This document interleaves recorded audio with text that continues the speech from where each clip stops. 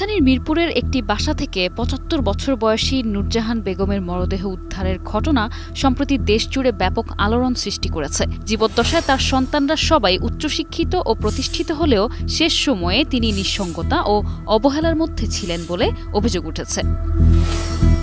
জানা গেছে, নুরজাহান বেগমের এক ছেলে সরকারের একজন যুগ্ম সচিব, আরেক ছেলে বাংলাদেশ প্রকৌশল বিশ্ববিদ্যালয় বুয়েটের শিক্ষক এবং তার মেয়ে একটি স্থানীয় স্কুলে শিক্ষকতা করেন। এমন একটি পরিবারের সদস্য হওয়া সত্ত্বেও তার অযত্ন ও একাকী মৃত্যুর ঘটনা সমাজে বাবা মায়ের প্রতি সন্তানের দায়িত্ব ও কর্তব্য নিয়ে নতুন করে প্রশ্নের জন্ম দিয়েছে। ঘটনাটি সামাজিক যোগাযোগ মাধ্যম ফেসবুকে ব্যাপক আলোচনা সমালোচনার সৃষ্টি করেছে। অনেকেই প্রবীণ বাবা মায়ের প্রতি সন্তানের নৈতিক ও আইনি দায়িত্বের বিষয়টি সামনে এনেছেন। এরই ধারাবাহিকতায় এবারও আলোচনায় এসেছে বাবা মায়ের ভরণ পোষণ সংক্রান্ত বিদ্যমান আইন এবং এর কার্যকর প্রয়োগের প্রশ্ন।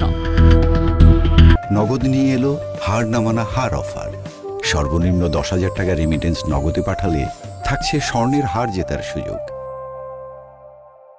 আইন অনুযায়ী প্রত্যেক সন্তান তার পিতামাতার ভরণ পোষণ নিশ্চিত করতে বাধ্য।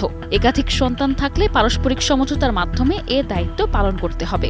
সন্তানরা পিতামাতার একসঙ্গে বসবাস, স্বাস্থ্যসেবা, চিকিৎসা ও নিয়মিত খোঁজ খবর নিশ্চিত করবে। তাদের ইচ্ছার বিরুদ্ধে কোনো বৃদ্ধাশ্রম বা অন্য কোথাও থাকতে বাধ্য করা যাবে না। পিতামাতা আলাদা থাকলে সন্তানদের নিয়মিত দেখা সাক্ষাৎ ও আর্থিক সহায়তা প্রদান করতে হবে। এছাড়া পিতামাতার অনুপস্থিতিতে দাদা দাদি বা নানা নানির ভরণ পোষণের দায়িত্ব সন্তানের ওপর বর্তায়।